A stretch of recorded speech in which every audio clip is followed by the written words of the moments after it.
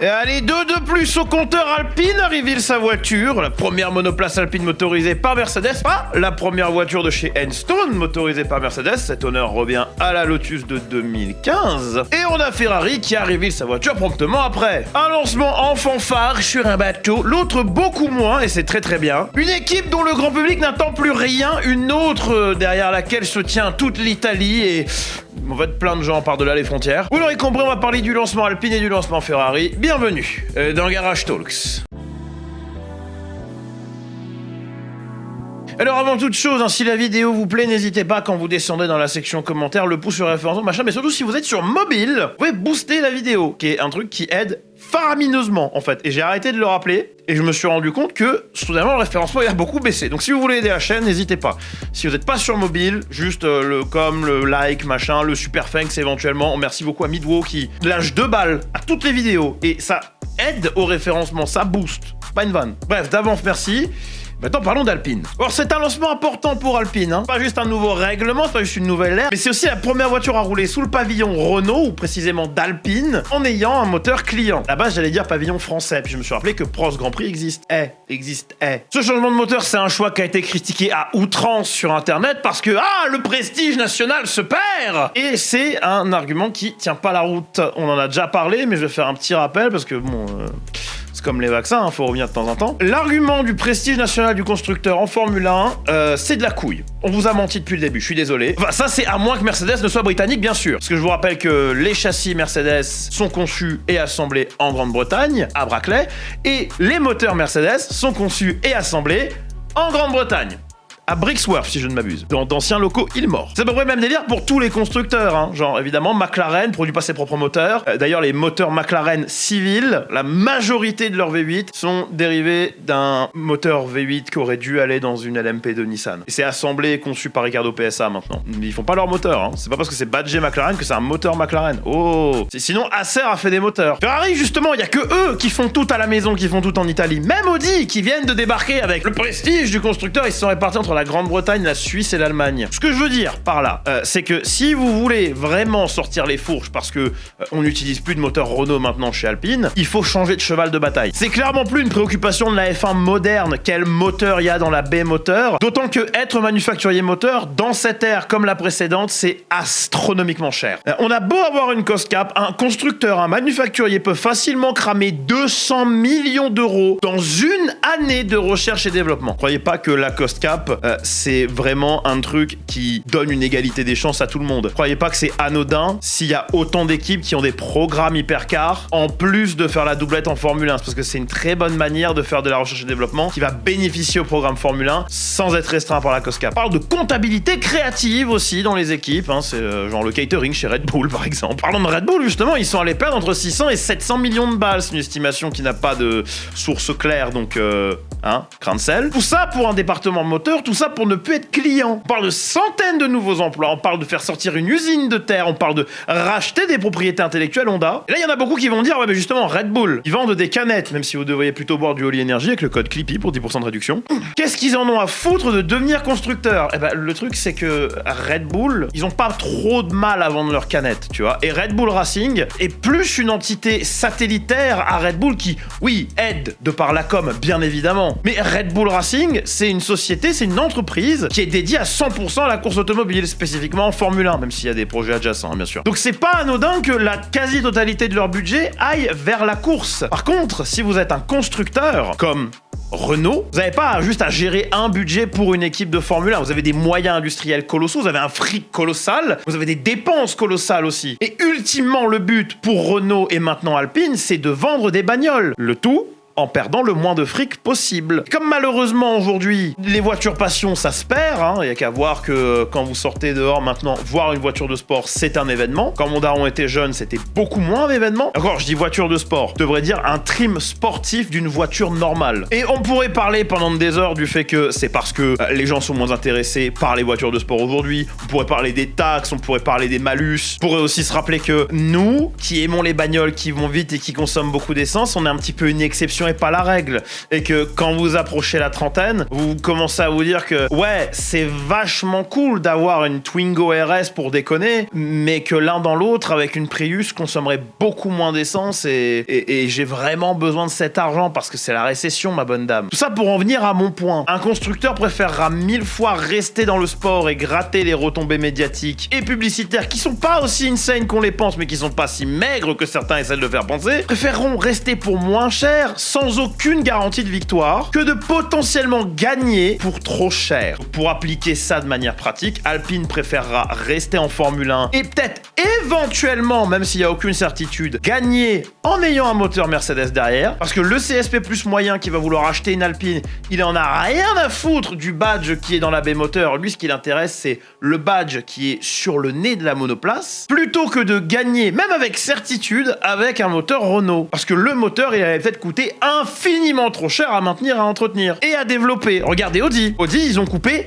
tout leur putain de programme juste pour la Formule 1. Cadillac, on n'a pas toutes les infos, hein, mais malgré la might industrielle de GM, on compte apparemment entre 140 et 150 millions juste pour démarrer le programme et un additionnel certain 150 millions par an. Quand je dis 150 millions certains, c'est genre minimum en fait. Genre, ça peut être beaucoup plus. Y a pas que les frais de la COSCAP, hein. Y a énormément de blé qui sont dépensés à énormément d'endroits qui sont adjacents au moteur ou au projet en général. Il y a des gars sur internet, le genre qu'on fait bac ES et qui en savent beaucoup plus que moi sur les chiffres, qui projettent que Cadillac, sur tout ce règlement 2026-2030, pas juste pour le développement moteur, mais aussi pour tout ce qui est châssis, etc., bref, dans sa totalité, va dépenser entre 800 millions et 1,1 milliard de dollars. Ça fait beaucoup de fric pour un truc qui vendra pas plus de Cadillac Escalade. Si vous voulez vraiment tacler Alpine et la direction Renault sur un truc, c'est sur le fait que le moteur était en phase finale de développement quand ils ont débranché l'histoire. C'est qu'on avait quelque chose de tangible et presque final avant qu'on décide de l'amener derrière la cabane au fond du jardin et de lui foutre une balle. C'est ça le vrai crime.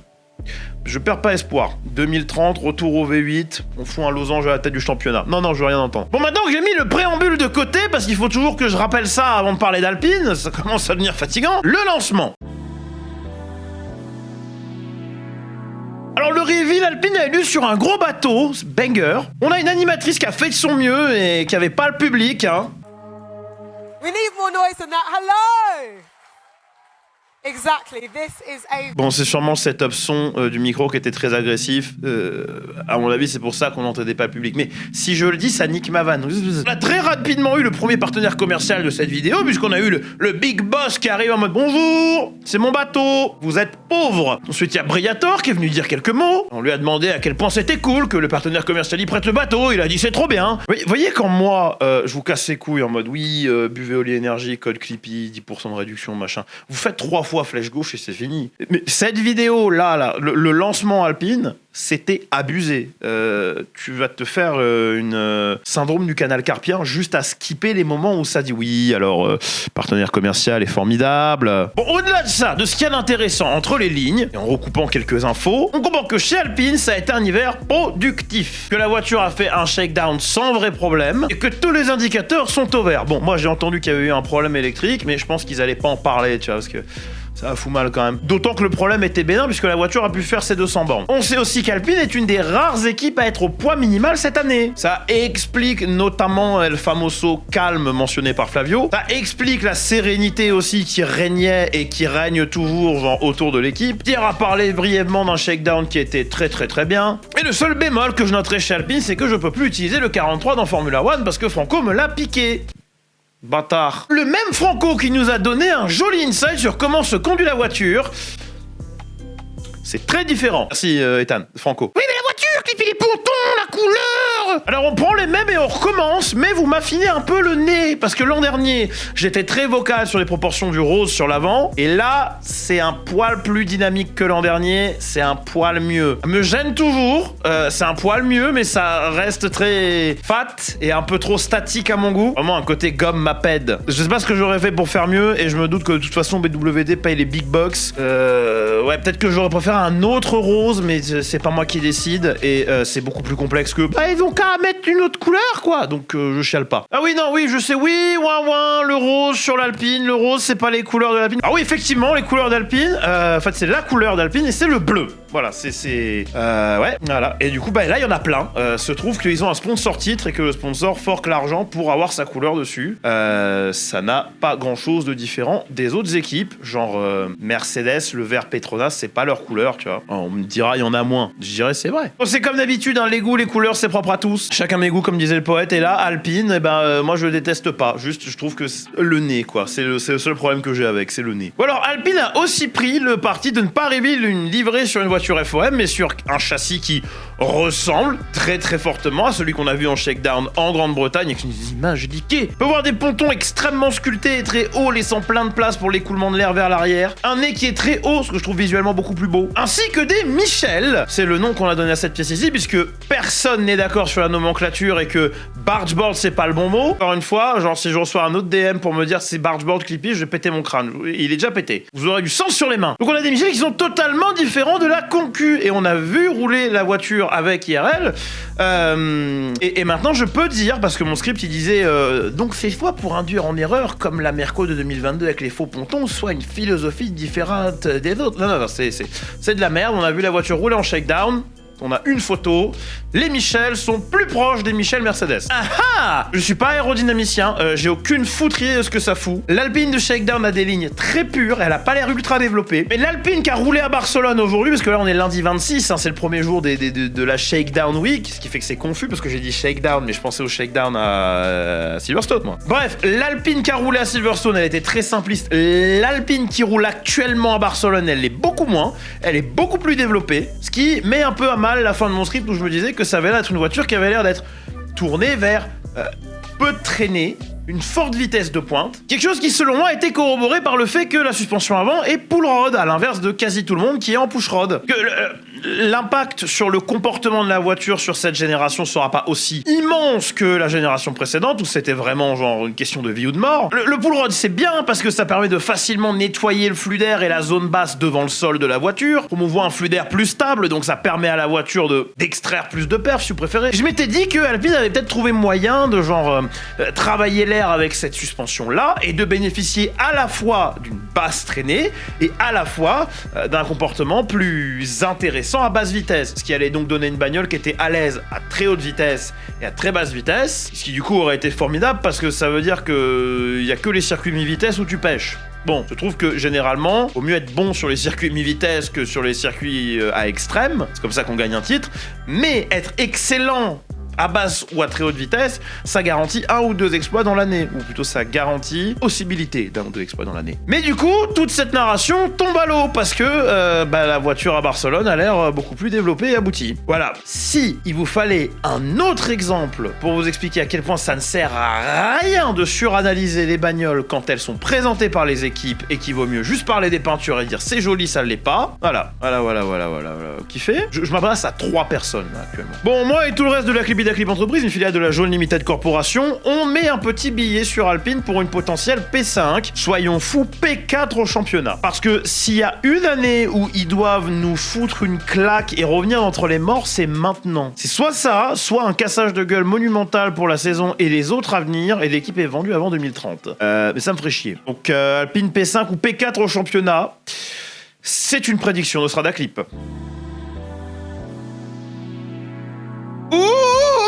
La Ferrari a release la voiture avec une courte vidéo et... Merci. Grazie. Non, parce que la fanfare, le live longuet, le remerciement aux partenaires commerciaux, vraiment, hein, c'est pas contre vous, Ferrari. Je sais qui regarde la vidéo. John Elkann, poteau. Ça vous est plus préjudiciable qu'autre chose, en fait. Là, vous vous rendez service parce que vous parlez pas de progrès, vous en mettez pas plein la vue, vous sortez pas une voiture incroyable du fond de votre cul. C'est juste un reveal simple, classique, tranquille, bam, voilà la livrée. C'est finalement très similaire à ce que As a fait, et c'est pas mal, parce que l'année dernière, vous étiez pas loin d'eux. Alors pour parler de la livrée, on a une livrée qui fait appel à un rouge plus clair, merci beaucoup, à un rouge glossy et pas mat, quel putain de plaisir, des ailerons avant et arrière dénués de peinture, mais pas de partenaires commerciaux, c'est votre préféré là. On a aussi énormément de blanc sur la airbox, que j'appelle aussi cheminée, hein, j'interchange les mots, ce qui fait un callback à la voiture de Lauda en 75 ou de Vettel en 2016, vous êtes seul juge. Il y en a trop pour que ce soit la Ferrari de 93-94 qui est absolument abysmale. Bon, déjà c'est plutôt cool parce qu'on a un callback au passé, et j'aime beaucoup voir ça dans les livrées, mais de deux, ça permet un exploit, c'est de blend un petit peu plus le logo HP. Et si c'est pas parfait, parce que c'est un logo rond qui est posé sur un côté, et c'est absolument impossible de rendre ça dynamique, bah ça aide un peu, parce que bon, le bleu là, c'est pas très Ferrari quoi. Oui bon, c'est un peu NART, mais je pense pas que ce soit un hommage. Ça marche beaucoup mieux que l'an dernier. C'est une limitation de dégâts qui n'a d'égal que leur limitation de dégâts l'an dernier. Je l'adore pas, mais c'est loin d'être la pire livrée. C'est peut-être même une des meilleures. Pour l'instant. Et le truc cool, c'est que directement après le reveal, on a pu la voir rouler en shakedown. Enfin bon, moi j'étais en train de jouer à PGA Tour 2011 sur Wii pendant tout ce moment-là, mais genre après, j'ai pu regarder sur mon ordinateur, tu vois. J'étais pas à fond sur les reveals cette année, je vous le cache pas.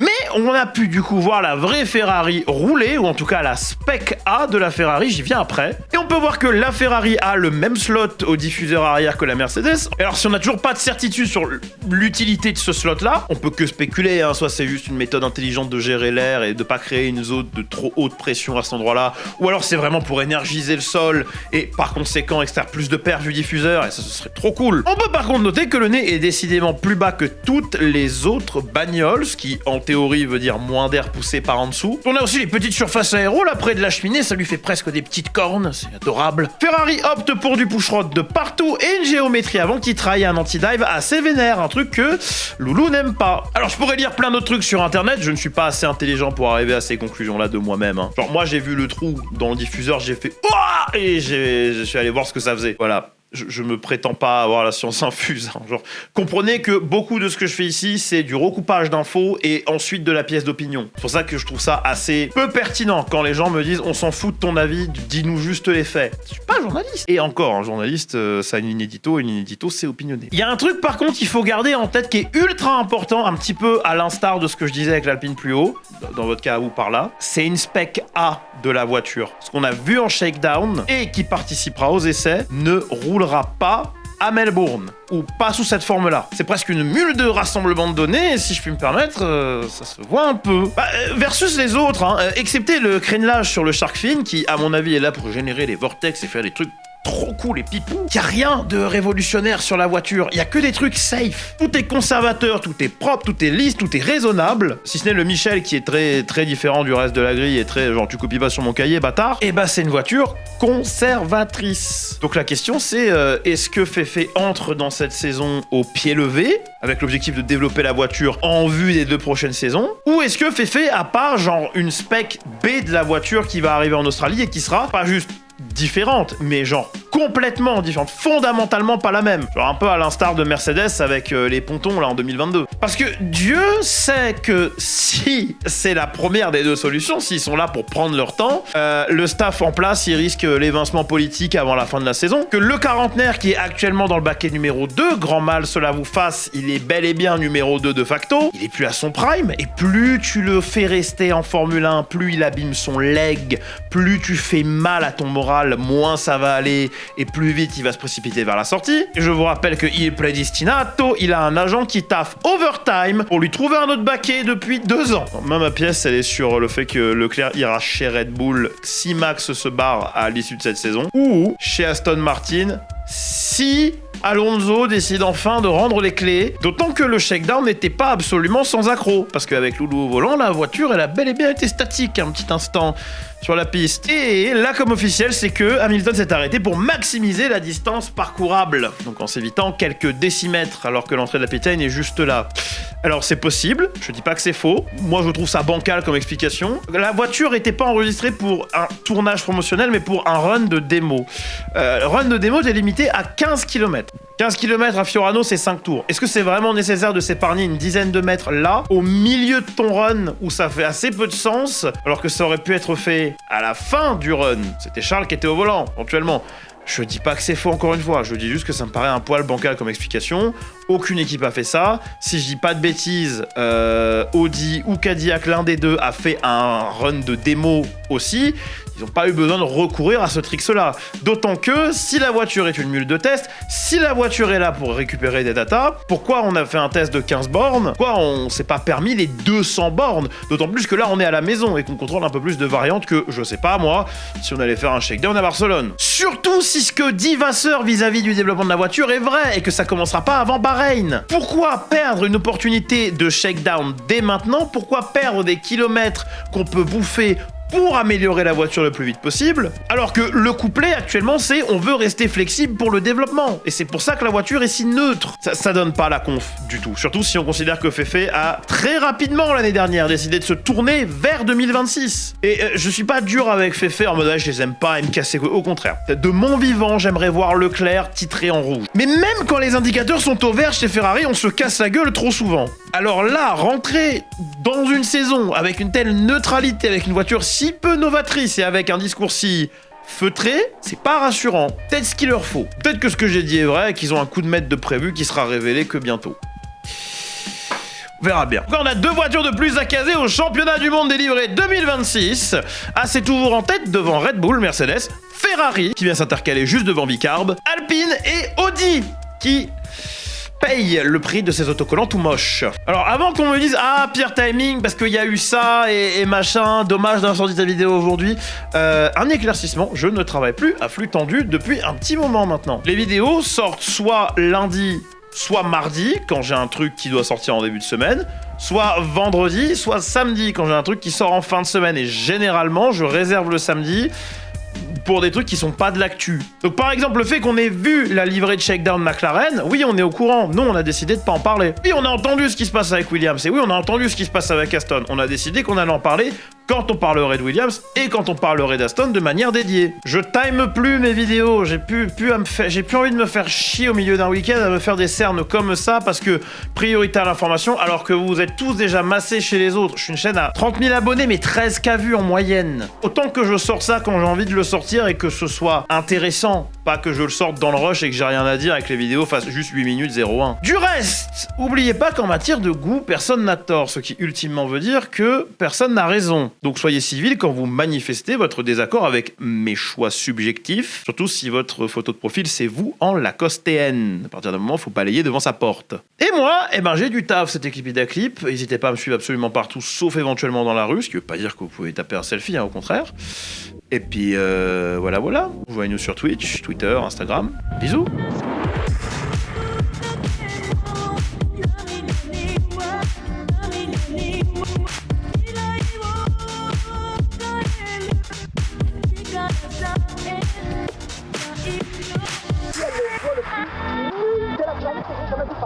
Nul! Elles sont nulles!